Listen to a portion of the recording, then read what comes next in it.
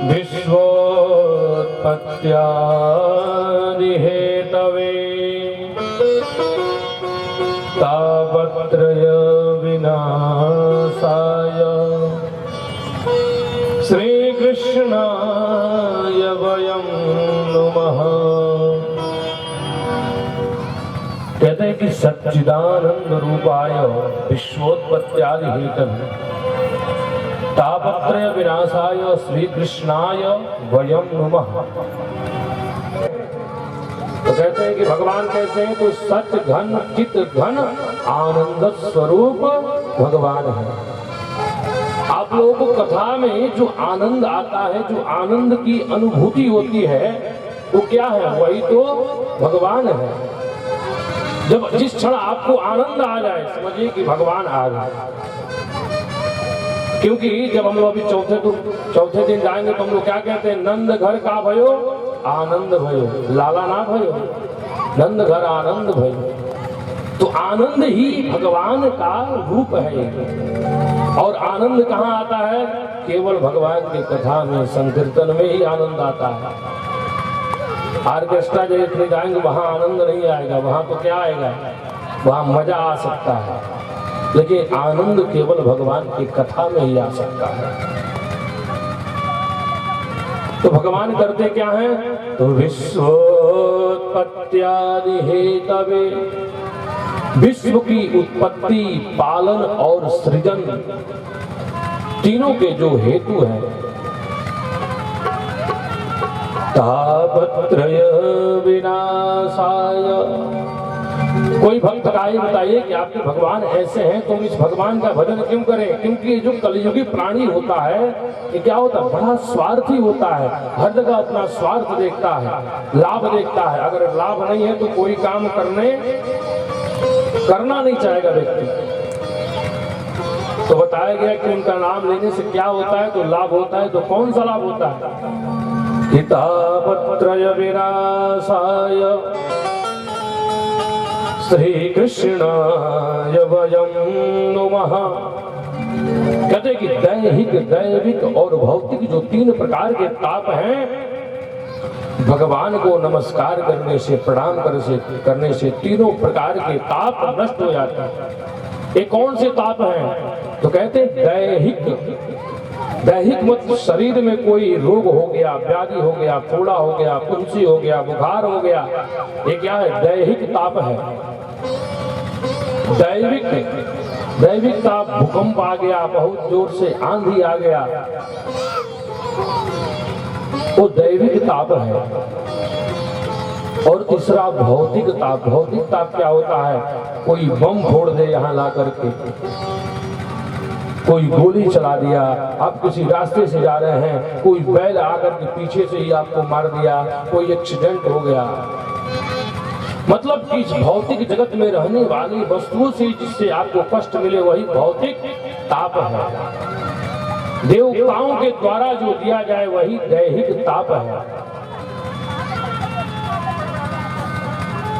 तो दैहिक दैविक भौतिक तापा, दैहिक दैविक भौतिक तापा, दैहिक दैविक भौतिक तापा, दैहिक दैविक भौतिक तापा।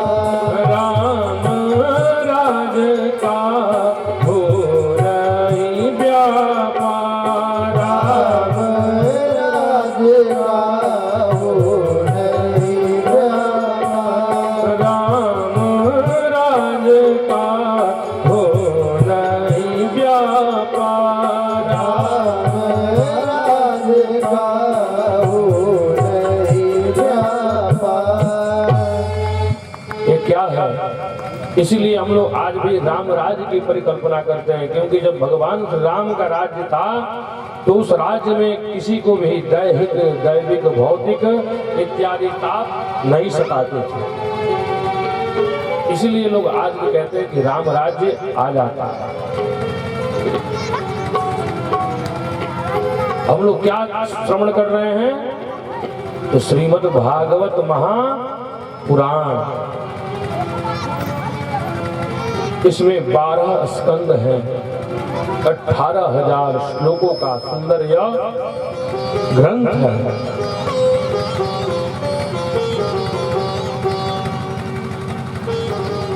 अठारह 18,000 श्लोक भागवत जी में श्री व्यास जी ने अपने कलम से लिखा है। 12 स्कंदों में भासब्द कीर्ति वचनो गप्त ज्ञानवाचक सर्विष्ट वचनो वश्य तो विस्तारस्य वाचक। भागवत है क्या? भगवतः प्रोक्तम इति भागवतम, मतलब भगवान के मुख से जो निकला हुआ है वही तो भागवत है। अथवा भगवतम इदम भागवतम, जो भगवान है वही तो भागवत है। भागवत दूसरा कोई नहीं है। भागवत का एक एक अक्षर शब्द स्वरूप भगवान है।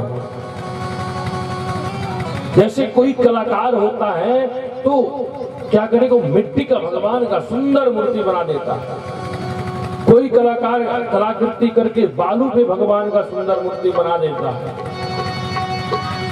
कोई अपने जो है पेंट से बढ़िया सुंदर दीवालों पे भगवान की मूर्ति आकृति बना देता है। उसी तरह व्यास भगवान ने एक बार सोचा कि सब लोग अपने सब तरह की मूर्ति बनाते हैं, क्यों ना मैं भी एक मूर्ति बनाऊं। तो व्यास जी ने सुंदर शब्द स्वरूप भगवान का मूर्ति बना दिया, जो साक्षात श्रीमद् भागवत महापुराण है। देखिए प्यारे भक्तों, भागवत का एक एक शब्द एक एक अक्षर ब्रह्म है, एक एक अक्षर भगवान की दर्शन होती है। जब आप श्रद्धा करोगे, जब आप मानोगे, तब एक एक शब्द भगवान है। यम ब्रजन्तमनुपेतमवेत कृत्यम द्वैपायनो विरह कातरया जुहाव पुत्रेति तन्मयतया सर्वोऽभिनेदुस् तं सर्वभूतहृदयं मुनिमानतोऽस्मि।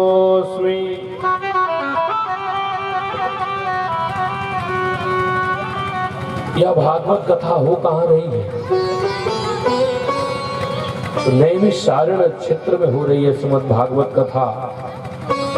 और प्रधान पीठ पे प्रधान वक्ता के रूप में सूत जी बैठे हुए हैं, और प्रधान श्रोता के रूप में शौनक जी बैठे हैं, और उनके सम्मुख 88,000 ऋषि बैठे हुए हैं। सुंदर सुंदर वृक्षावलियां हैं, सुंदर सुंदर वहां वृक्ष लगे हुए हैं।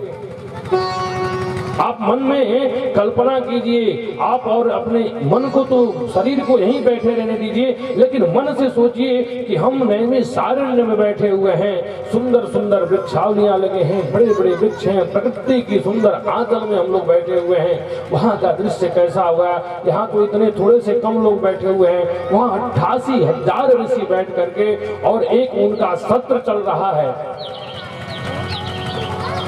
और वो कैसा सत्र है? तो 1000 वर्षों का सत्र है। उस सत्र में केवल हवन भजन पूजन पाठ और कथा ही होगा। मध्याह्न तक सभी लोग वहाँ यज्ञ करते हैं, हवन करते हैं। मध्याह्न के बाद 2 घंटे विश्राम करते हैं। इसके बाद सायंकालीन तक सभी लोग सूत जी के सम्मुख बैठ करके और श्रीमद् भागवत कथा का रसपान करते हैं। एक कथा समाप्त होती है, दूसरी कथा प्रारंभ, एक कथा समाप्त हुई, दूसरी कथा प्रारंभ। प्रश्न उठा, नैमिषारण्य में ही क्यों? तो जब यह सत्र प्रारंभ होना था तो सभी ऋषि मिलकर के ब्रह्मा जी के पास गए और ब्रह्मा जी से कहा कि हम यह सुंदर यज्ञ का सत्र चलाना चाहते हैं, कोई पवित्र भूमि बताइए। तो ब्रह्मा जी ने एक चक्र छोड़ा और कहा कि ये चक्र घूमते घूमते जहां जाकर के इसकी गति रुक जाए वही क्षेत्र परम पवित्र होगा, तुम वहीं अपना यज्ञ करो। और वो चक्र घूमते घूमते सीधे आकर के नैमिषारण्य में गिरी। इसीलिए नैमिषारण्य की तीर्थ पावन हो गया नैमिषारण्य, और वही ये कथा चल रहा है और आज भगवान की कृपा से यहाँ चल रहा है। ये भी एक नैमिषारण्य तीर्थ ही हो जाएगा। तो गुरुदेव भगवान का वंदन करते हुए शौनक जी कहते हैं, अज्ञान ध्वांत विध्वंस कोटि सूर्य समप्रभा सूताख्या हि कथा सारम मम कर्ण रसायनम। हे भगवान, हे गुरुदेव भगवान, आपके ऊपर आपके गुरुदेव भगवान सुखदेव भगवान की अति कृपा आपको प्राप्त है। आप कुछ ऐसा कहीं अज्ञान ध्वांत विध्वंस कोटि सूर्य समप्रभ, इस जगत का जो सूर्य है वो केवल संसार में व्याप्त अंधेरे को मिटाने में सक्षम है, लेकिन किसी प्राणी के हृदयगत अंधेरे को यह सूर्य नहीं मिटा सकते हैं। वो कौन मिटा सकते हैं? जो आपके अंदर करोड़ों सूर्य के समान ज्ञान का जो प्रकाश है, उस प्रकाश से हम लोग के अंदर छिपे हुए अज्ञान रूपी अंधकार का आप नाश कीजिए। भक्ति ज्ञान विरागाप्तो विवेको वरदते महान माया मोह निराशस्य वैष्णवै क्रियते कथम। कि ऐसा कुछ सुनाइए कि जिससे हमारे अंदर भक्ति ज्ञान और वैराग्य का संचार हो, हमारे अंदर भक्ति भी बढ़े, ज्ञान भी बढ़े और वैराग्य भी बढ़े। रेषा ग्रंथस्य तस्यैव शोधने किं परायणम। क्योंकि क्लेशों से इस कलयुग में सभी प्राणी बहुत ही दुखित हैं। एक दुख गया नहीं कि दूसरा दुख आ जाता है, एक कष्ट गया नहीं कि दूसरा कष्ट आ जाता है। इस संसार का असली नाम क्या है? दुखालय। दुखालयो ही संसार। इसमें आप सुख ढूंढेंगे तो सुख आपको कहीं भी प्राप्त नहीं होगा, केवल दुख ही दुख है, और उसी दुख को ही हम लोग सुख मान लेते हैं। क्या बोलना पड़ेगा? राधे राधे। कहने के लोग सब भुला गए कि क्या बोलेंगे।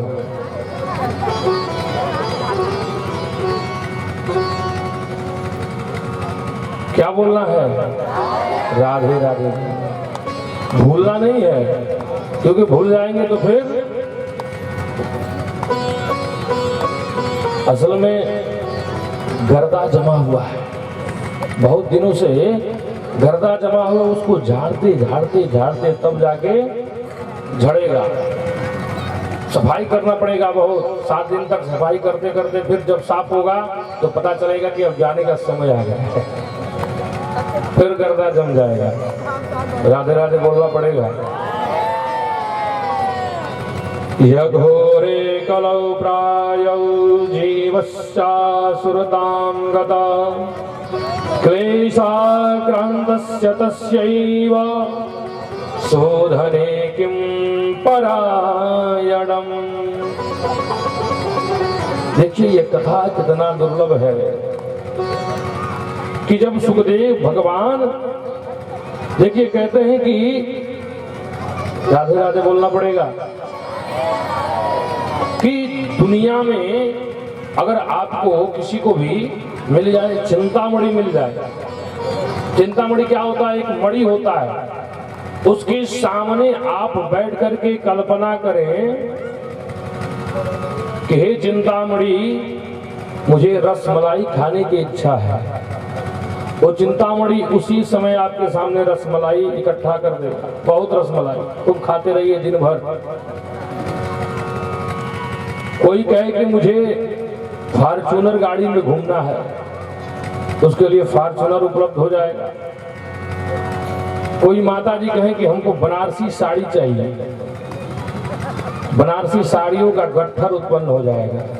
केवल मन में चिंता करना है, वो आपको दे देगा। चिंतामणि है और क्या? एक कल्प वृक्ष है। कल्प वृक्ष भी अगर मिल जाए आपको, उसके सामने भी बैठ जाइए, नीचे बैठ करके कहिए कि हे कल्प वृक्ष, मुझको यह वस्तु चाहिए। वो कल्प वृक्ष भी देने में समर्थ है उन वस्तुओं को।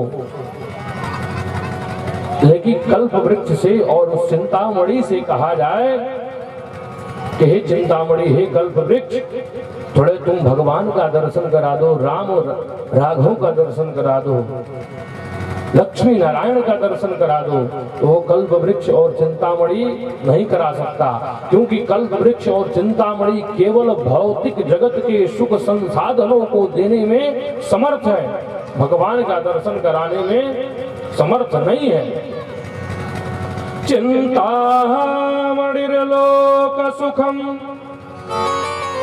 सुरद्रुः स्वर्ग संपदम प्रयक्षति गुरु प्रीतो वैकुंठम योगी दुर्लभम। देखिए, चिंतामणि और कल्प वृक्ष में सामर्थ्य नहीं है कि भगवान का दर्शन करा दे, लेकिन गुरुदेव भगवान में सामर्थ्य है कि वो वैकुंठम योगी दुर्लभम, जो योगियों के लिए दुर्लभ लोग है। कौन? वैकुंठ, वो भी प्राप्त करवा देते हैं। अगर गुरुदेव भगवान की कृपा हो जाए तो वैकुंठ लोक भी आप लोगों के लिए कोई बहुत बड़ी चीज नहीं है, एक क्षण में मिल जाएगा। लेकिन गुरुदेव भगवान की कृपा होनी चाहिए। शौनक जी कह रहे हैं सूत जी से, सूत उवाच सर्वसिद्धांत निष्पन्नम संसार भजनासनम, कि हे सूत जी, आप कुछ ऐसा सुनाइए कि जिससे, देखिए दुनिया में व्यक्ति शेर से क्यों डरता है? इसलिए डरता है कि हमको मार देगा। शेर से नहीं डरता व्यक्ति, व्यक्ति डरता है अपनी मृत्यु से। दुनिया में सबसे बड़ा भय क्या है? तो मृत्यु। अगर कोई आके कह दे, वरदान दे दे कि जाओ, मैं तुमको कहता हूं अमर हो जाओ, वो व्यक्ति ना शेर से डरेगा ना ट्रेन से डरेगा, ट्रेन के आगे ही जाके खड़ा हो जाएगा। उसको जानता है कि मुझे मरना ही नहीं है, शेर से ही जाकर के युद्ध करने लग जाएगा। तो किससे डरता है? केवल मृत्यु से, कि हमको मृत्यु ना आ जाए। एक बूढ़ी अम्मा थी, हो गई थी 90 साल की। अब 90 साल की हो गई हैं, घर में रहती हैं, काम धंधे तो करने ही पड़ते हैं, नाती पोता है, परेशान करते हैं, इधर नोचा नाची करते हैं। एक दिन मैया परेशान हो गई और जंगल में कुछ घास फूस इकट्ठा कर रही थी घर पे ला करके जलाने के लिए। तो जंगल में कही कि अरे मेरी तो यमराज भी नहीं सुनते हैं कि आ जाते, आज ऐसा होता कि कुछ दुख हुआ माता जी को, तो कहा कि यमराज आ जाते और मुझे ले जाते, इन झंझटों से छुटकारा मिलता।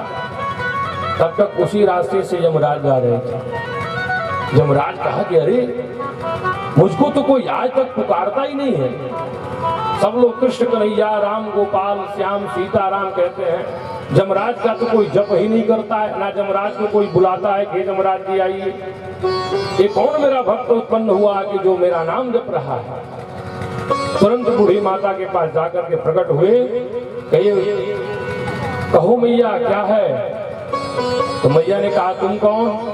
तो अभी तुमने मेरा नाम लिया कि मुझे यमराज भी नहीं ले जाते, मैं आ गया हूँ, चलो मेरे साथ। अब मैया कही कि नहीं नहीं मुझे नहीं जाना है, आ गए हो तो मेरी टोकरिया उठा दो। तो भले ही आपको कोई दुख कोई तकलीफ हो, आप कह दें कि मैं मर भी नहीं जाती। आप लोग कहते हैं जब कोई दुख तकलीफ होता है तो सब लोग कहते हैं अरे भगवान आते मुझे उठा ले जाते, भगवान मेरे लिए पता नहीं कहाँ है, वो मर गया वो मर गई, हमसे नहीं थी वो मर गई, और मेरे लिए पता नहीं कहाँ है। और उसी समय अगर यमराज आ जाए कि चलो, तो भैया जाने को तैयार कोई नहीं होगा, क्योंकि ये केवल क्या है, क्योंकि भव बंधन है, संसार है, माया इतना जकड़ रखी है कि इससे क्या है, ये मेरा पुत्र है, ये मेरी पुत्री है, ये मेरी बहन है, ये मेरा नाती है, कोई किसी का नहीं है। कभी आप लोग, मैं एक सूत्र बताता हूं, घर में परीक्षा करके देख लेना। घर में झूठ मूठ का नाटक कर लेना कि मेरा तो स्वास्थ्य बिगड़ गया है, कोई काम नहीं करूंगी, और 10 दिन तक केवल सो जाना, कोई काम मत करना, केवल खाना। देखिए घर में क्या हो रहा है, कोई नहीं पूछेगा 10 दिन बाद, 2-4 दिन तो बहू भी सेवा कर देगी, लेकिन उसके बाद जब सब लोग समझ जाएंगे कि आप किसी काम के नहीं हैं, तो कोई पूछने वाला नहीं है। जो पुत्र आपसे खूब बात करता था, वो पुत्र बात भी नहीं करना चाहेगा। जो पति आपसे खूब प्रेम करता था, वो पति भी नहीं आपके पास आएगा। जो पत्नी आपसे खूब प्रेम करती थी, वो पत्नी भी नहीं पूछेगी, क्योंकि आप किसी काम के नहीं हैं। देखिए दुनिया में केवल और केवल और केवल कौन सहारा है? केवल गोविंद है।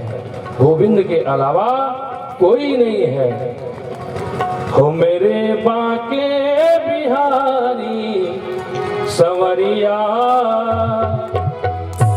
हो तेरा जलवा कहाँ पर नहीं है, नहीं है तेरा जलवा कहाँ पर नहीं है, नहीं है तेरा जलवा कहाँ पर नहीं है।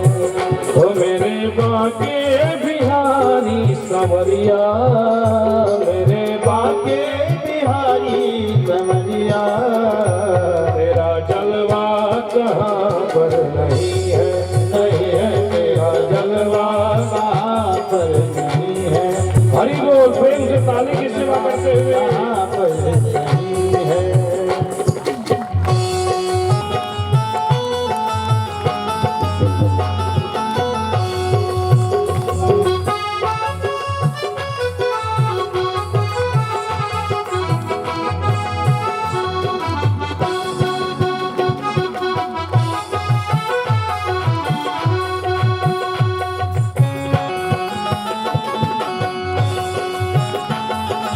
जय हो।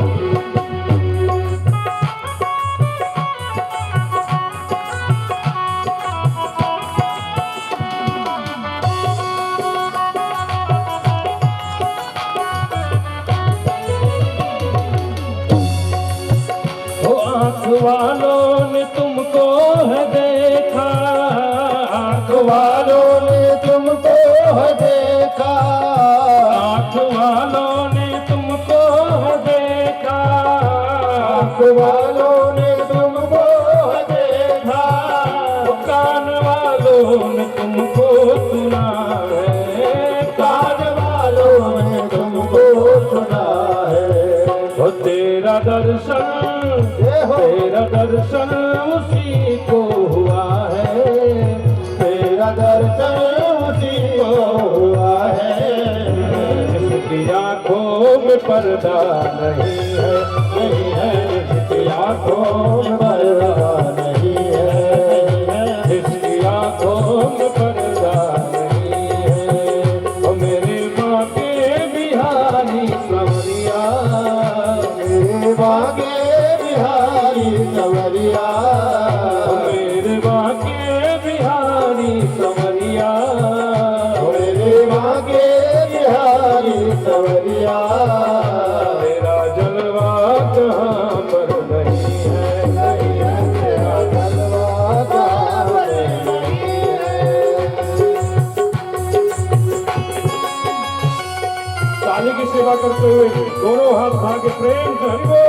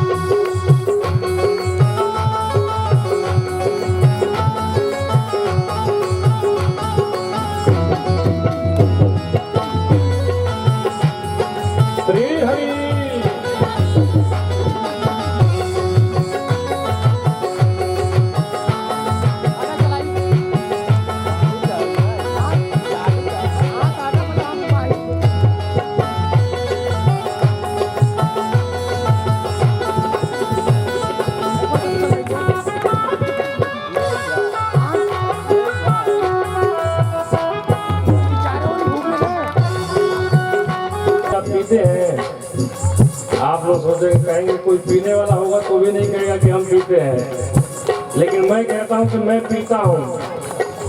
क्या पीते हैं?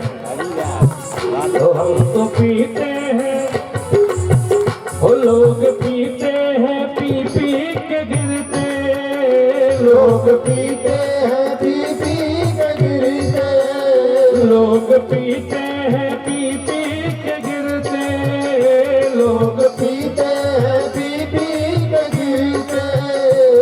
लोग पीते हैं और पी पी के कहाँ गिरते हैं? नालियों में, रोड के किनारे गिरे हुए मिलते हैं। लेकिन हम लोग पीते हैं तो गिरते नहीं, हम लोग क्या पीते हैं?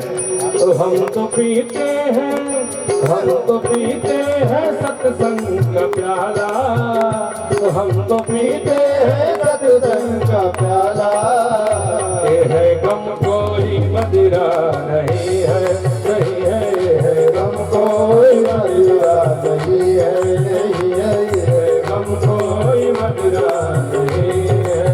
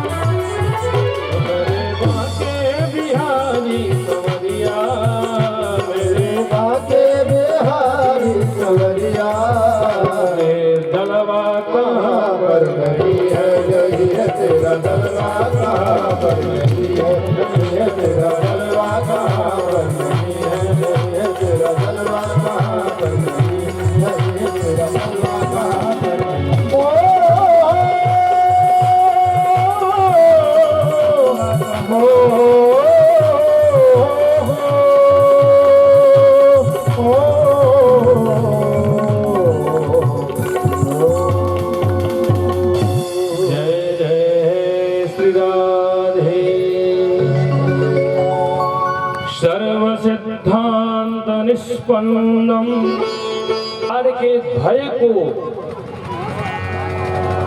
दूर करने वाला हो ऐसा कोई सुंदर सा साधन हमें बताइए। क्योंकि संसार, भागवत हमें क्या सिखाती है? भागवत जी हमें क्या सिखाती है? भागवत जी हमें सिखाती है कि मृत्यु कैसे, देखिए मरना भी एक कला है, कैसे मरना चाहिए वो हमको भागवत जी से सीखने को मिलता है। मृत्यु हमारा कैसे मंगलमय हो ये भागवत जी से सिखाते हैं। तो शौनक जी कहते हैं कि जिस समय परीक्षित जी को श्राप लगा कि 7वें दिन आज के बाद तुम्हारी मृत्यु हो जाएगी, तो परीक्षित जी अपना सारा राज्य पाठ उसी क्षण छोड़ करके, महाराज आपको हमको किसी को श्राप लग जाए, ये पता लग जाए, पहले तो पता नहीं लगना है, लेकिन किसी को पता लग जाए कि 7वें दिन मृत्यु होने वाली है तो क्या करेंगे हम? सबसे पहले अपना अपना बिजनेस व्यापार समेटने में लगेंगे। भाई अपने बेटे को, पुत्र को, बहू को बुलाएंगे। माता जी कहेंगे देखो ये बेटी है, मैंने इस बेटी में इतना खजाना रखा है, ये हार रखा है, हीरा मोती रखा है, सब ले लो। बेटी को बुलाएंगी, अलग देंगी।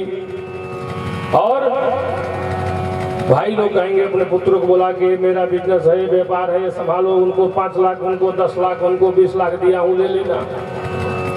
अब चाट पकौड़ा खाने को मन कर रहा है, वो लाओ खा लूं। 7 दिन में जो जो इच्छाएं, कामनाएं होगी वो पूर्ण करने में लग जाएंगे।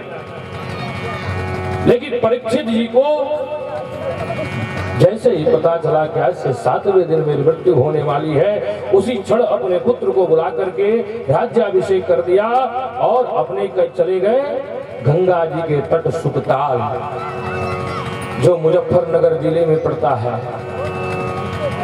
और वहां जाकर के गंगा जी के तट पे एकांत बैठ गए हैं, चिंतन कर रहे हैं भगवान का।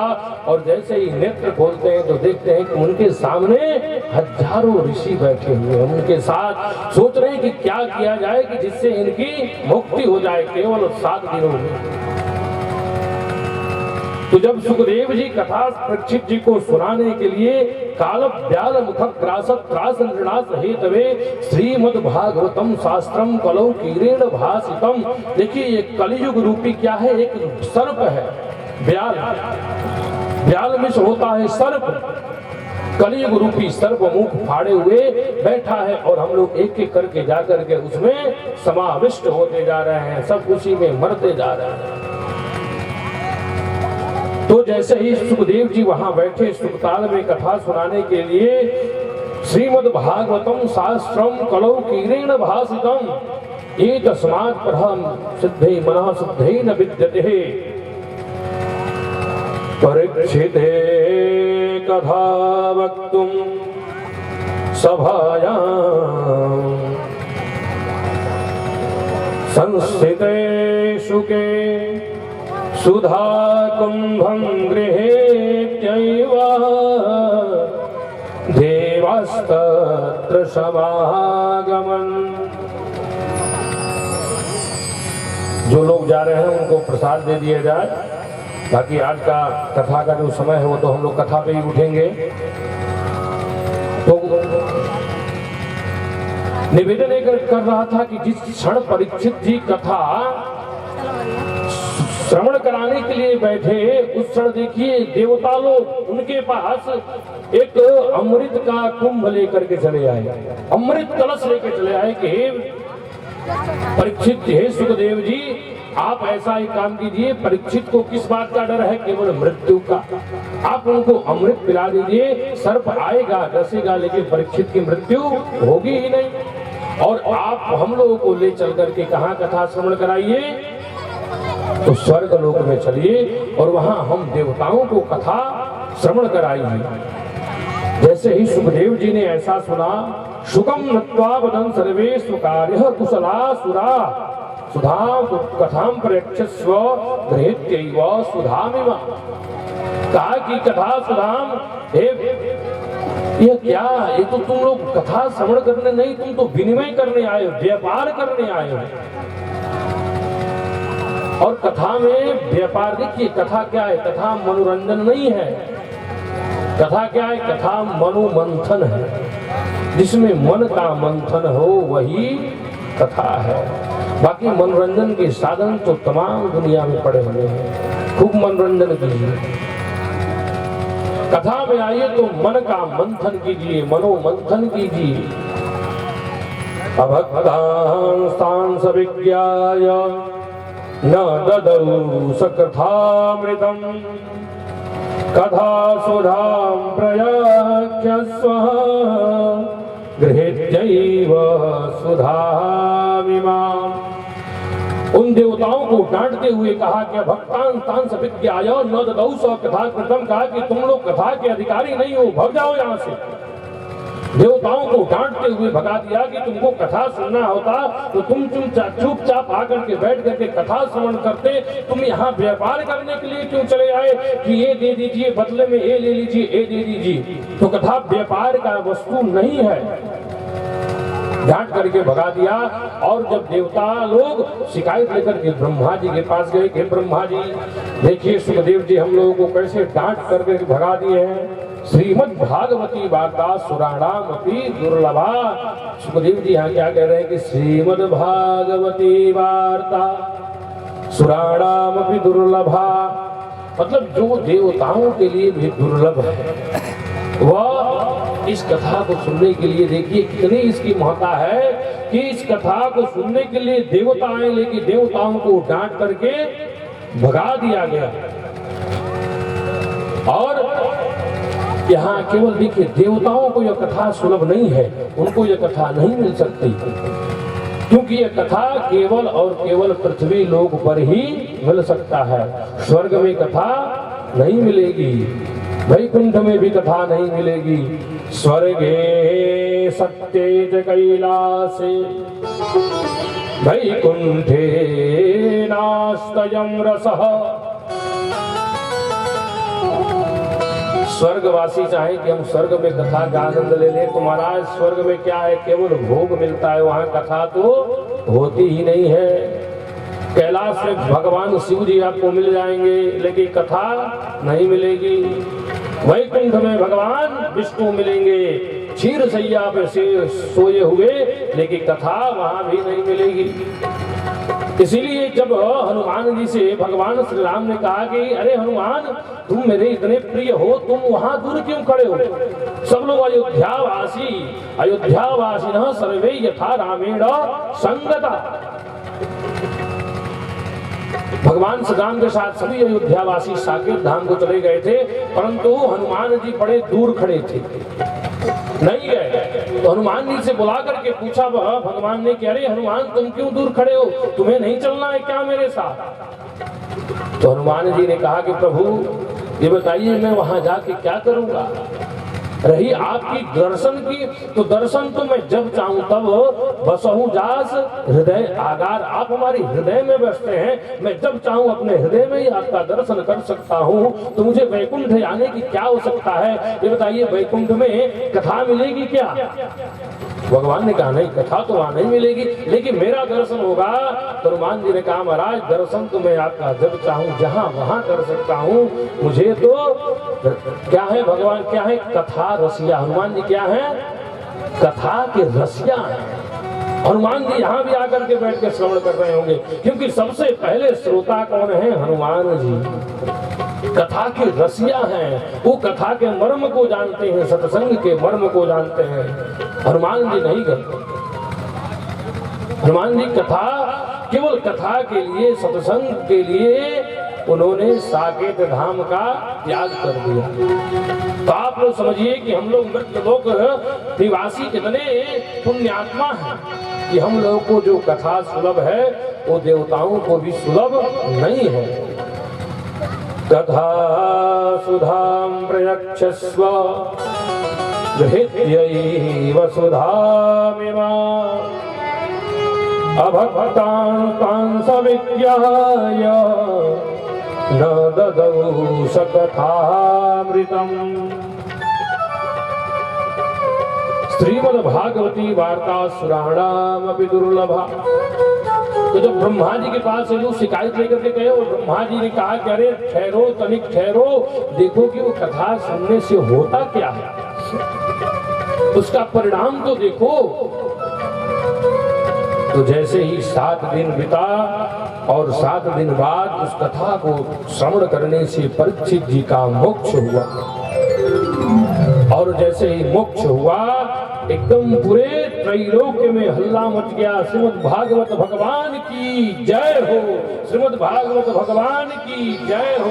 पूरा गूंज उठा त्रैलोक्य और भागवत की ख्याति प्राप्त हो गई।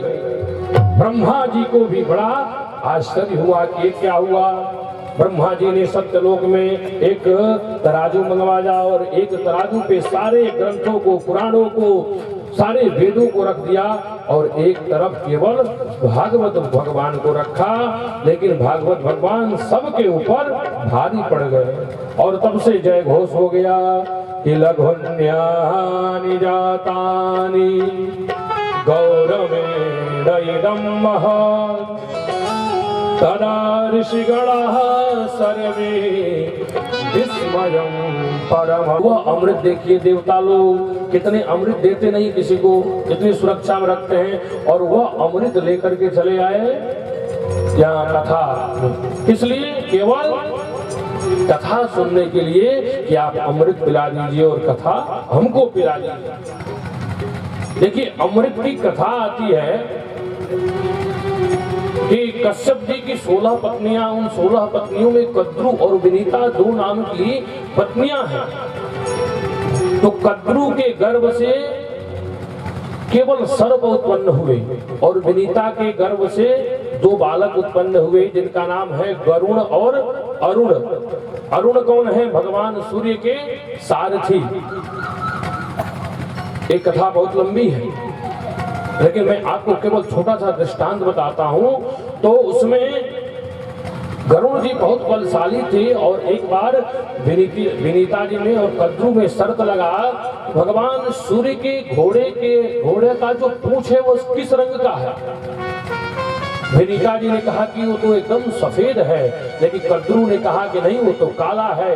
तो शर्त लगा कि बताओ अगर काला हुआ तो कहा कि अगर काला हुआ तो मैं जीवन भर तुम्हारी दासी बन जाऊंगी अपने पुत्र के सहित। और इधर कद्रू ने अपने पुत्रों को सर्पों को आदेश दिया कि जाकर के उसके पूंछ में लिपट जाओ। छोटे छोटे सब सर्प जाकर के और घोड़ों के पूंछ में लिपट गए और ऐसा लगने लगा कि जो घोड़ों का पूंछ है वो सफेद ना होकर के काला है। और वहां ले जाकर के विनीता से दिखा दिया, ये देखो तुम तो कही थी सफेद, लेकिन यहाँ देखो क्या है, काले रंग का है। और अब छल से अपनी दासी बना ली गरुड़ को और उनकी माता विनीता को। जो गरुड़ इतने बलशाली हैं जिनके डर से सर्प भी डरते हैं, आज वही सर्प गरुड़ जी के ऊपर आकर के चढ़ के बैठ जाते हैं और कहते हैं गरुड़ वहां चलो वहां चलो, वहां वहां जाना पड़ता है गरुड़ को। इतना बल होते हुए भी अपने बल का उपयोग नहीं कर पाते क्योंकि वो दास हैं। एक दिन जाकर के उन्होंने विनती किया अपनी विमाता से, कहा कि बताओ माता मुझे मुक्ति कैसे मिलेगी। तो माता ने कहा, उनकी जो विमाता कद्रू थी कि ये तो बड़ा भारी वीर है, गरुड़ है, इनका नाम बहुत बलशाली है, अगर मैं इसको दासता से मुक्त कर देती हूँ तो हमारे पुत्रों को ही खा जाएगा, क्योंकि सर्प में और गरुड़ में बहुत बैर होता है। लेकिन तब उन्होंने अपनी बुद्धि चलाई कि ऐसा है, तुम अगर अमृत ला करके मुझे दे दोगे तो मैं तुम्हें दासता से मुक्त कर दूंगी, क्योंकि अमृत अगर ला करके दे देंगे तो अमृत पीने से हमारे जितने पुत्र सर्प हैं सब अमर हो जाएंगे, बलिष्ठ हो जाएंगे। तो जाकर के अमृत लाने के लिए जब गए स्वर्ग में तो वहां बहुत बड़ा युद्ध हुआ, इंद्र से युद्ध हुआ, इंद्र को भी पराजित कर दिया गरुड़ ने। और फिर अमृत लेकर के जब आने लगे तो इंद्र भगवान जाकर के वहां हाथ जोड़ करके खड़े हो गए, कहा कि अरे आप ले जाकर के सर्पों को पिला देंगे अगर अमृत तो दम पूरे संसार में भयंकर उत्पात मच जाएगा, आप ऐसा न करें। तो गरुड़ जी ने कहा कि मैं तो ला करके उनको अमृत दे दूंगा, आप छल से हरण कर लाना अमृत। अमृत लेकर के गए, अपनी माता को दिया और कहा कि अब मुझे दासता से मुक्त करो। माता ने दासता से मुक्त किया और जैसे ही सर्प अमृत पीने के लिए आए तो उनकी माता गरुड़ ने कहा कि अरे हमारे भाई तुम लोग ऐसे इतना पवित्र वस्तु को पीने के लिए तुम लोग जाओ, थोड़ा स्नान ध्यान कर लो, आकर के तब पियो। तो एक कुशा का सुंदर आसन बिछा करके अमृत के कलश को वहां विराजमान किया और चले गए स्नान करने। इधर आए इंद्र और इंद्र कलश का हरण करके लेके चले गए। जैसे ही सर्प निकले तो सर्प देखे कि भाई यहाँ तो अमृत का कलश ही नहीं है, तो कुशा को ही चाटने लगे कि इसको शायद चाटने से कहीं एक आध दो बूंद टपक गया हो तो हम लोग अमर हो जाएं। इसीलिए चाटते चाटते क्या हुआ, उनका जो जीवा था वो बीच से ही कट गया, इसलिए सर्पों की जीवा दो हो गया। सर्पों की जीवा दो होता है, एक ही फट गया तो दो हो गया। तो बताइए ऐसा अमृत भी युद्ध में उन लोग गरुड़ जी पाए, और ऐसा अमृत कितना दुर्लभ है। और उसके बदले कथा यहाँ तुलना किया गया तो क्या सिद्ध होता है कि उस अमृत से बड़ा यह कथामृत है, क्योंकि उस अमृत में तो भय है कि खत्म हो जाएगा, क्योंकि एक ही घड़ा तो निकला था समुद्र मंथन से। आज तक देवता तब से आज तक पिलाते आ रहे हैं, वो अमृत समाप्त ही नहीं होता है। एक तो महात्मा कह रहे थे कि अरे वो पिलाते नहीं है, वो तो सुंघाते हैं, उनको डर रहता है कि कहीं समाप्त हो जाए तो क्या होगा, तो पिलाते नहीं है, वो सुंघाते रहते हैं, सुंग सुंग के काम चलाते हैं। लेकिन इस कथामृत में कोई डर नहीं है, कोई भय नहीं है कि खत्म हो जाएगा, एक कभी भी खत्म होने वाला नहीं है। सुखदेव जी कहते हैं कि न शक्यते विस्तरतु वक्तुम वर्ष शतैरपि, अगर मैं चाहूं तो श्रीमद् भागवत कथा को 100 वर्षों में समाप्त नहीं कर सकता। तो हम लोग क्या करेंगे महाराज, यहाँ तो लाख वर्ष भी चलेगा तो भी भागवत समाप्त नहीं होगी। राधे राधे बोलना पड़ेगा।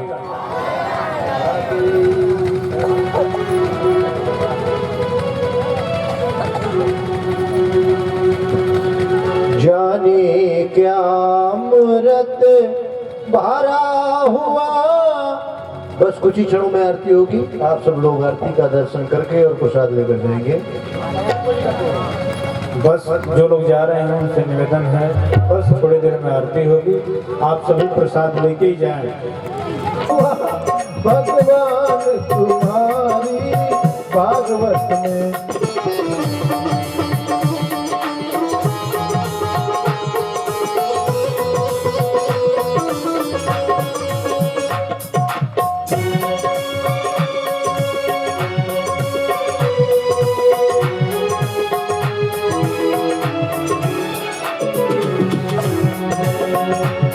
जब शोक मोह से घिर जाए, जब शोक मोह से घिर जाए, तब भागवत वचन हृदय लाए, तब भागवत वचन हृदय लाए। कल्याण खजाना भरा हुआ, कल्याण खजाना भरा हुआ, भगवान तुम्हारी भागवत में क्या अमृत भरा हुआ। भगवान जय हो प्रेम से।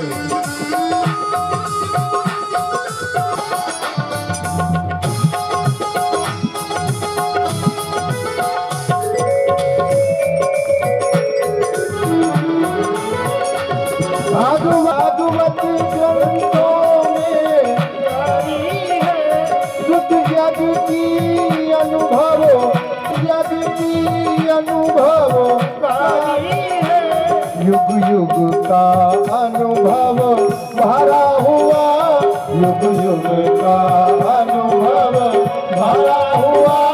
भगवान तुम्हारी भागवत में, भगवान तुम्हारी भागवत में जाने क्या औरत भरा हुआ।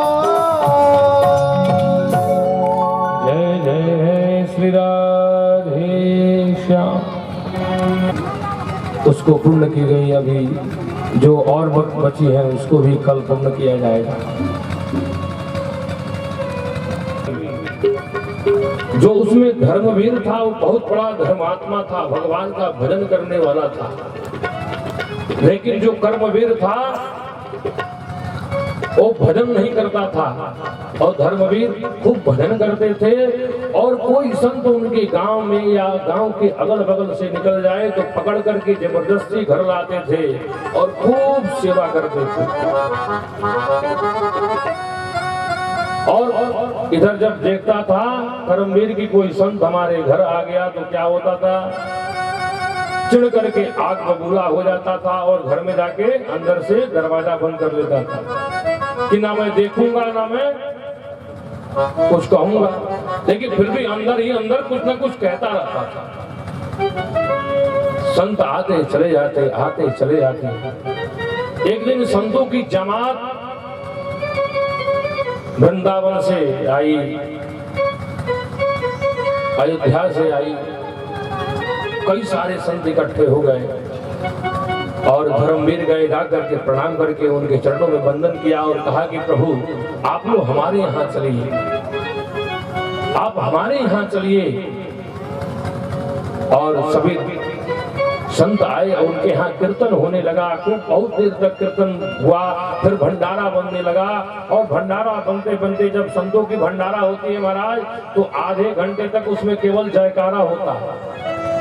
किसी को भूख लगी हो महाराज तो भंडारे में बैठे बैठे परेशान हो जाएगा। बढ़िया मालपुआ कचौड़ी रख दिया गया है, खूब जयकारा होता रहता है। तो अब उससे बर्दाश्त नहीं हुआ और दरवाजा खोल करके लगा तमाम गालियां बकने। लेकिन धर्मवीर ने पहले ही बता दिया था अपने भाई से कि संतों से कि देखिएगा एक मेरा भाई है, थोड़ा बड़ा दुष्ट है, संतों को देख करके गाली वाली देता है। संत कहे कोई बात नहीं, वो गाली देता रहा, संत अपना कीर्तन करते रहे, अपना जयकारा मनाता रहे और भोजन प्रसाद पा करके प्रेम के सभी संत चले गए। और उसमें के जो महंत थे थोड़ा हट्टे कट्टे थे, शरीर से बड़े बलिष्ठ थे, वो उन सभी अनुयायियों को कहे कि आप लोग चलिए, हम थोड़े देर बाद आएंगे। और जैसे ही सभी लोग चले गए, कम शांत माहौल हो गया और वो संत जाकर के चुपचाप जो कर्मवीर था उसके दरवाजे के पास बैठ गए। अब कर्मवीर सोचा कि चलो सब संत चले गए, अब मैं बाहर निकलूं। जैसे ही वो बाहर निकला, उस संत हट्टे कट्टे थे, जबरदस्त थे, उसको पकड़ करके पटक दिया और पटक करके उसकी छाती पे बैठ गए और उसका गर्दन दबा दिया। कहा कि जल्दी बोलो जय श्री राम। वो बोल नहीं रहा था, जबरदस्ती उसको लगा कि अगर मैं जय श्री राम नहीं बोलूंगा तो ये संत तो मुझे मार ही डालेंगे, तो डर के मारे बोला जय श्री राम। और संत ने कहा कि तुमने एक बार तो बोल दिया, लेकिन ध्यान रहे अगर कभी कोई इसका तुमसे मूल्य मांगे, कोई इसको खरीदे तो इसको बेचना मत। और कहा करके उस संत चले गए। कुछ दिन बाद उस कर्मवीर की मृत्यु हो गई। और जब वहां गया धर्मराज के यहाँ, तो जब धर्मराज ने कहा चित्रगुप्त से कि चित्रगुप्त इसका फाइल खोलो, देखो इसने क्या क्या किया है, कितना पुण्य किया है। चित्रगुप्त फाइल खोले और पलटते गए, बताया कि महाराज इसने तो जीवन भर केवल पाप ही पाप किया है, कोई पुण्य इसने किया ही नहीं है। इसके जीवन में कोई पुण्य नहीं है, केवल पाप है। और उन पापों को देख करके और कहा कि एक बार किसी सिद्ध संत के कहने से इसने एक बार केवल राम का नाम लिया है। तब धर्मराज आए और पूछा कि बताओ तुम्हारे राम नाम कहने का क्या तुमको फल दिया जाए। तब इसको याद आया कि उस संत ने कहा था कि इसको बेचना मत। तो कहा कि मैं नहीं जानता हूं, मैं अपना पुण्य नहीं बेचूंगा, इसके बदले जो मिलता हो आप ही दे दो, लेकिन मैं बेचूंगा बिल्कुल नहीं, अपने पुण्य के बदले में कुछ नहीं मांगूंगा। और धर्मराज ने कहा कि भाई इस एक बार राम नाम का क्या फल होता है, ये तो मुझे भी नहीं पता। चित्रगुप्त से पूछा तो कहा कि चलो भाई चलते हैं, स्वर्ग में इंद्र को पता हो। इंद्र के यहाँ गए, इंद्र से पूछा तो इंद्र कहा कि भाई हम तो देवता हैं और स्वर्ग की सुख सुविधाओं में हमेशा लिप्त रहते हैं, भोग में लिप्त रहते हैं, मुझे भी नहीं पता कि एक बार राम नाम लेने का क्या फल होगा। अब हुआ कब क्या किया जाए, तो हुआ कि चला जाए अब ब्रह्मा जी के पास। तो वो कहा कि ऐसा है कि आप लोग मुझे यहाँ से वहां दौड़ा रहे हो, वहां से वहां दौड़ा रहे हो, मैं कहीं नहीं जाने वाला हूँ। पैदल पैदल चलते चलते हमारे पैर दुख गए, हमारे लिए कुछ व्यवस्था किया जाए तब हम जाएंगे। ठान के वहीं बैठ गया। अब डोली मंगाया गया, महाराज डोली में बैठा, एक तरफ धर्मराज उठाए हैं, एक तरफ इंद्र उठाए हैं। उठा करके उसको डोली में लेकर के ब्रह्मलोक पहुंचे। ब्रह्मा जी से पूछा, ब्रह्मा जी ने भी कहा कि महाराज मुझको भी सही पता नहीं है कि एक बार राम नाम का क्या फल होता है। शिव जी सदा जपते रहते हैं, उनके पास चला जाए। शिव जी के पास गए तो शिव जी ने कहा कि मैं हमेशा जपता तो हूँ, परंतु असली में मुझे भी पता नहीं है। अब लोग कहे कि बाप रे अब कहाँ जाए, तो आगे चला जाए वैकुंठ में। तो वैकुंठ में जाने की तैयारी हुई तो इधर धर्मराज और इंद्र कह रहे हैं महाराज धोते धोते हम लोग थक गए हैं, आप लोग भी आइए लग जाइए। अब शिव जी पीछे लगे हैं, ब्रह्मा जी आगे लगे हैं, लेकर के जा रहे हैं लोग वैकुंठ में। वैकुंठ में गए और वैकुंठ में पूछा कि महाराज एक बार राम नाम लेने का क्या फल होता है बताएं।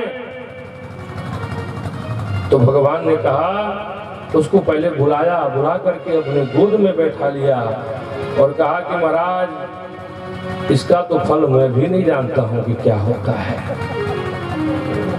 क्योंकि राम न सकहि राम नाम गुण गाएं। भगवान भी नहीं जानते हैं कि मेरे नाम का फल क्या होता है। फिर भगवान ने कहा कि बस आप लोग यही समझ लो कि एक बार राम नाम लेने का फल यही होता है कि इंद्र हैं, धर्मराज हैं, ब्रह्मा हैं, विष्णु हैं, आप इस जीव को उतने दूर से ढो करके और पालकी में बैठा करके मेरे पास लाए और यहाँ आने के बाद से वह मेरे गोदी में बैठा है। तो समझ लीजिए कि एक बार नाम लेने का फल क्या होता है, इतना ही फल होता है कि आप जैसे बड़े बड़े देवता भी उसको डोली में बैठा करके ढोते हैं और अंत में आकर के वो मेरे पास मेरे गोदी में बैठता है। तो भगवान न जाने कौन से गुण पे दयानिधि रीझ जाते हैं, किस आपके गुण पे रीझ जाए, कब आपके ऊपर करुणा कर दे, कब आपके ऊपर करुणा बरसा दे, इसकी कोई गारंटी नहीं है। जब उनको करुणा करना होगा तो कैसे भी कर देंगे, जब आपकी मति बिगाड़नी होगी तो आपकी मति भी बिगाड़ देंगे। करुणा निधान रहुआ जगत के दाता हैं, करुणा निधान रहुआ जगत के दाता हैं, करुणा निधान रहुआ जगत के दाता हैं, करुणा निधान रहुआ जगत के दाता हैं, करुणा निधान रहुआ जगत के दाता हैं, करुणा निधान रहुआ जगत के दाता हैं। मति के फेर देनी, मति के फेर देनी, विपत्ति के फेर देनी, विपत्ति के फेर देनी, श्री भगवान रहुआ जगत के दाता हैं, श्री भगवान रहुआ जगत के दाता हैं, करुणा निधान रहुआ जगत के दाता हैं, करुणा निधान रहुआ।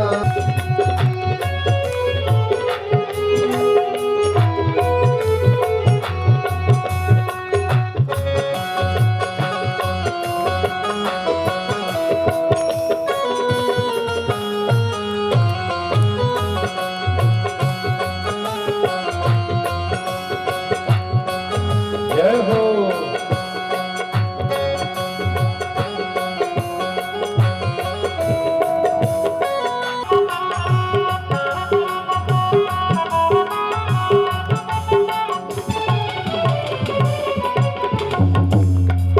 हो भक्त विदुर घर गईली, भक्त विधुर घर गईनी, प्रेम से सगवे खैनी, प्रेम से सगवे खैनी।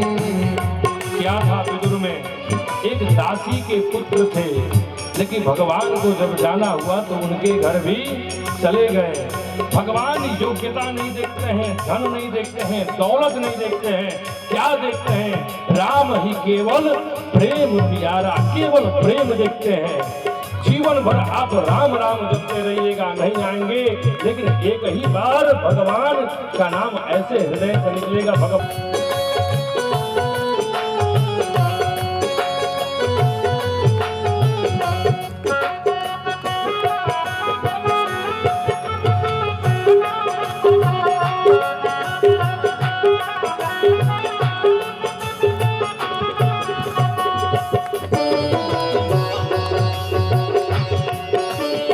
जय हो।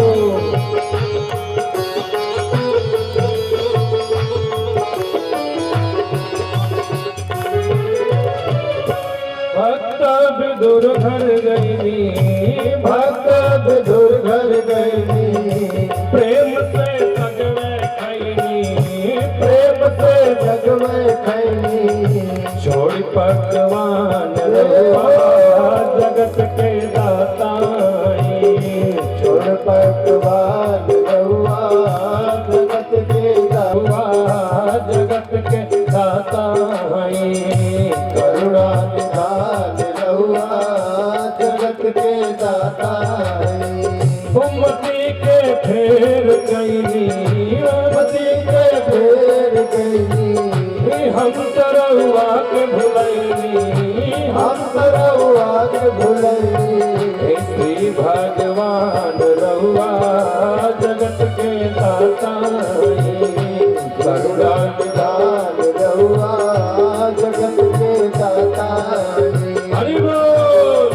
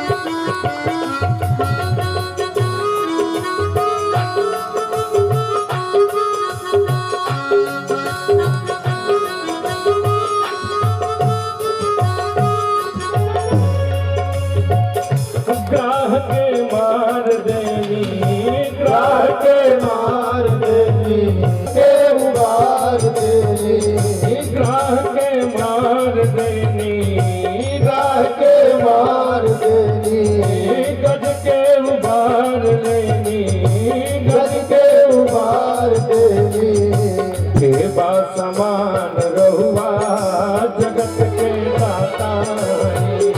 करुणा निधान रहुआ जगत के दाता। श्री भगवान रहुआ जगत के दाता। करुणा निधान रहुआ जगत के दाता। मैया सबरी घर गईनी, मैया सबरी घर गईनी, मैया सबरी घर गईनी, मैया सबरी घर गईनी, चौथता गरवे खैनी, चौथता गरवे खैनी, कई के बखान रहुआ जगत के दाता। करुणा निधान रहुआ जगत के दाता। श्री भगवान रहुआ जगत के दाता। करुणा निधान रहुआ जगत के दाता। भगवान रहुआ जगत के दाता। जय हो।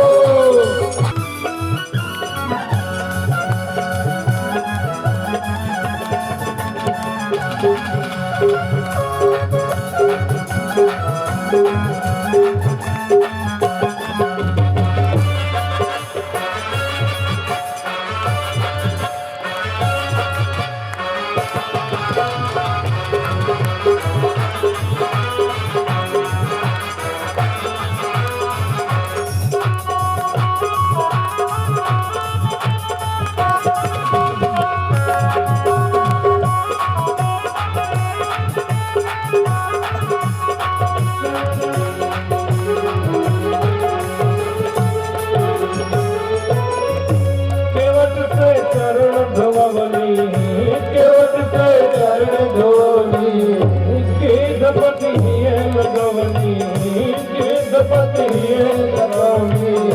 केवट से चरण धोवनी, केवट से चरण धोवनी, गिद्धपति लगवनी। जाने जहान रहुआ जगत के दाता। करुणा निधान रहुआ जगत के दाता। श्री भगवान रहुआ जगत के दाता। श्री भगवान रहुआ जगत के दाता। करुणा निधान रहुआ जगत के दाता।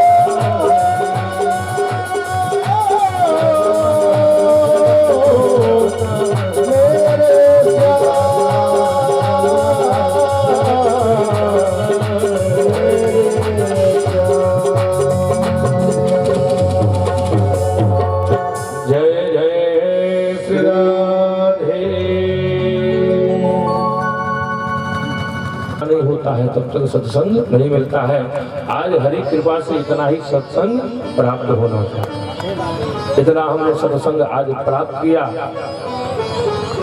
और पुनः कल समय का सभी लोग ध्यान देंगे। का समय 1 से 5 बजे तक का रखा गया है। यही काम करे आज की शाम तेरे नाम का गुणगान करे और कुछ प्रेम पूर्वक शादी की सेवा करते हुए प्रेम से आओ यही काम करे आज की शाम तेरे नाम का गुणगान करे और कुछ आता नहीं आओ यही काम करे मन के खोलते से तेरे कुछ नहीं मन में आज की शाम तेरे नाम का गुणगान करे आज की शाम तेरे नाम गुणगान करें और कुछ आता नहीं और यही काम करें आज की मेरी आरती गा बाके बिहारी तेरी आरती गाओ प्यारे आपको मनाओ आरती गाओ प्यारे आपको रिझाओ गिरधर तेरे आरती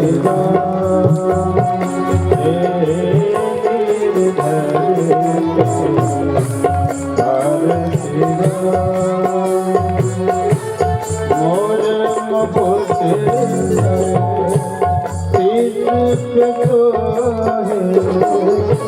मोर मुकुट प्यारे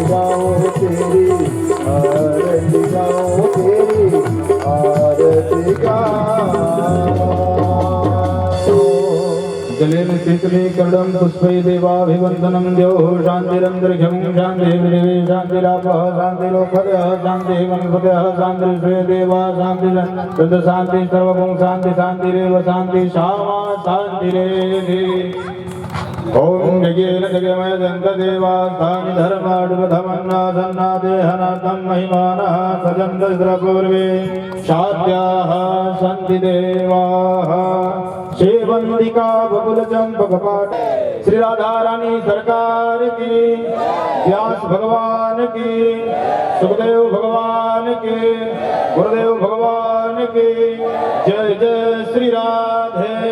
धर्म की अधर्म का प्राणियों में विश्व का गौ माता की गौ हत्या भारत अखंड हो। जय जय श्री राधे जय जय श्री राधे।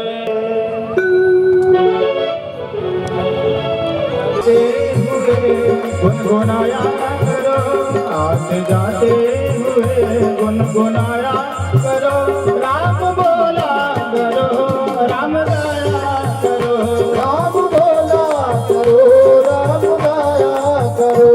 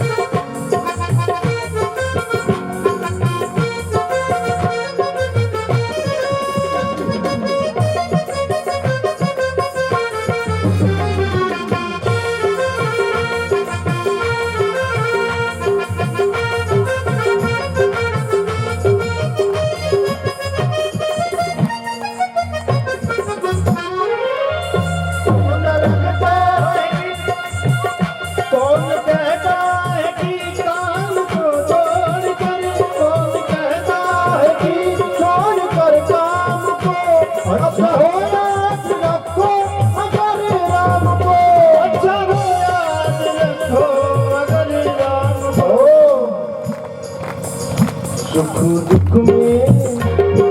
दुख में मुझे ना घुमाया करो, सुख दुख में